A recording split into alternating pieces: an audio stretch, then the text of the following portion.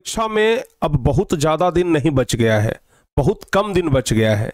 यानी अब हम ये बोलें कि आप उल्टी गिनती शुरू कर दीजिए तो ये कोई गलत बात नहीं होगा, आप उल्टी गिनती शुरू कर सकते हैं। ऐसे में बच्चे टाइम मैनेजमेंट नहीं कर पा रहे हैं। बच्चे को लग रहा है कि भाई हम कौन सा सब्जेक्ट ज़्यादा पढ़ें, कौन सा सब्जेक्ट कम, सर साइंस पे कितना देर ध्यान दें, सोशल साइंस पे कितना देर ध्यान दें। मतलब बच्चों का दिमाग ना एकदम खिचड़ी बन गया है, और खिचड़ी बनने का सबसे बड़ा कारण है कि टाइम मैनेजमेंट वो नहीं कर पा रहे हैं।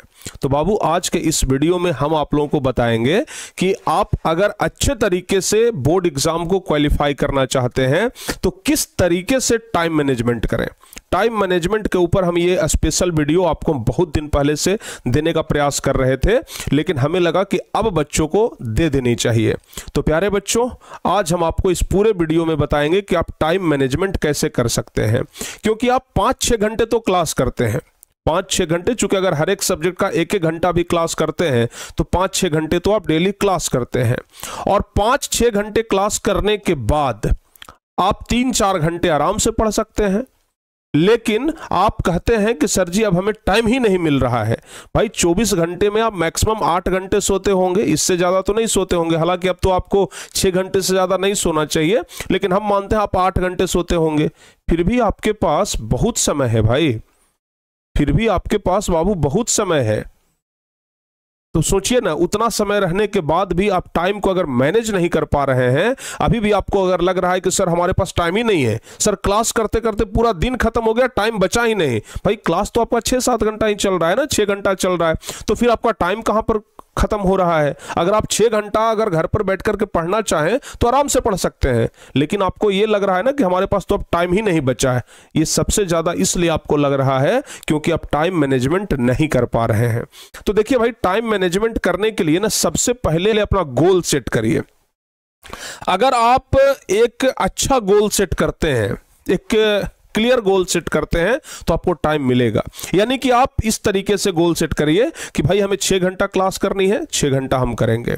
उसके बाद हमें 5 घंटा पढ़ाई करनी है, घर पे सेल्फ स्टडी करनी है। तो आप टारगेट बना लीजिए ना, 1 घंटा हम फिजिक्स पढ़ेंगे, 1 घंटा केमिस्ट्री पढ़ेंगे, 1 घंटा ये पढ़ेंगे, 1 घंटा ये सब्जेक्ट पढ़ेंगे। पहले गोल बनाइए।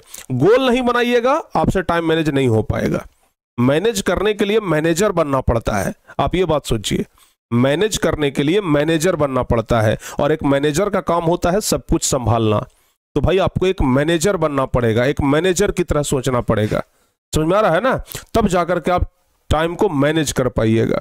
तो इसलिए सबसे पहले एक गोल सिलेक्ट करिए, और गोल सिलेक्ट करके मतलब एक रूटीन टाइप का कि भाई हमें 1 घंटा ये, 1 घंटा ये, 1 घंटा ये पढ़ना, ये हमारा गोल है, एकदम इस पर लक्ष्य है, इसको हमें पूरा करना है। तो जब गोल सेट करिएगा, टाइम मैनेज अपने आप हो जाएगा। दूसरी चीज, नो डिस्ट्रैक्शन। अभी क्या होता है कि आप किसी चीज को लेकर के अगर टेंशन में आ जाते हैं, पूरा दिन निकल जाता है, आपसे गोल नहीं सेट हो पाता है।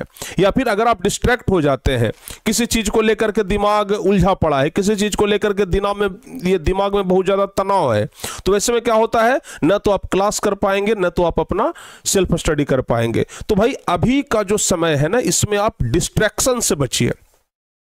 जितना ज्यादा डिस्ट्रैक्शन से बचिएगा, तनाव से जितना ज्यादा बचिएगा, आप समझिए कि आपका गोल उतना ही ज्यादा सेट होगा और अपने गोल को पूरा कर पाएंगे। आपका जो लक्ष्य है वो पूरा हो पाएगा। तो अभी प्रयास करिए कि डिस्ट्रैक्शन से बचिए, डिस्ट्रैक्शन से बचिए। ये सबसे बड़ी समस्या है लोगों का, डिस्ट्रैक्शन। तो अगर डिस्ट्रैक्शन से बच गए तो समझिए कि आपका गोल पूरा हो जाएगा। तो डिस्ट्रैक्शन से बचना अपने आप में एक बहुत टफ चीज है, तो आप उससे बचने का प्रयास करिए। और उसके बाद सेट टाइम लिमिट। जैसा कि हम आपको बताएं कि टाइम लिमिट बहुत जरूरी है, क्योंकि बहुत सारे बच्चे क्या करते हैं, एक सब्जेक्ट पढ़ रहे हैं, दिन भर वही सब्जेक्ट पढ़ रहे हैं, दूसरा सब्जेक्ट उठाए, दिन भर वही सब्जेक्ट पढ़ रहे हैं। अरे भाई एक टाइम होना चाहिए, सबको बराबर बराबर समय देना है ना। अगर आपके 5 रिश्तेदार हैं, बाकी आप 2 को ज्यादा समय दे रहे हैं और 3 को कम समय दे रहे हैं, या फिर आपके 5 दोस्त हैं, 2 दोस्त को आप खूब वैल्यू दे रहे हैं, 3 दोस्त को वैल्यू ही नहीं दे रहे हैं, तो क्या होगा, बाकी 3 आपसे नाराज हो जाएंगे, कहेंगे कि चलो भाई छोड़ो, दोस्ती खत्म।